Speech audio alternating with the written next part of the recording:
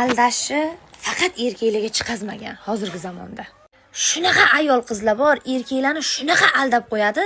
Anu erkak, anu ayolni soliha deb o'ylaydi, soliha. Lekin o'sha ayol bir deganda ikkita, uchtasini sevadi. Ikkita, uchtasiga bir xil SMS yozadi va ikkita, uchtasiga bitta reelsi bittada jo'natib yuboradi. Qara, yodani erkak o'tiradi. Voy, meni xotincham o'zim uylanaman shu qizga, shunaqa yaxshi ko'raman. Haqqoniy qiz-da. Mana o'sha qiz haqqoniy qiz, chesniy qiz, bilasanmi?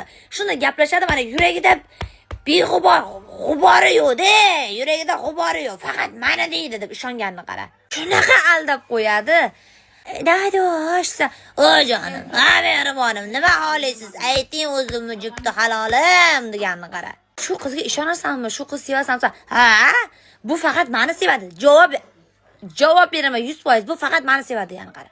Anu qiz, ayol shunaqa xitriki, telefonni o'zida bemma qara. Yana eng yomon tomoni bor qizlar. Uchalasini ham sevadi-da o'sha qiz.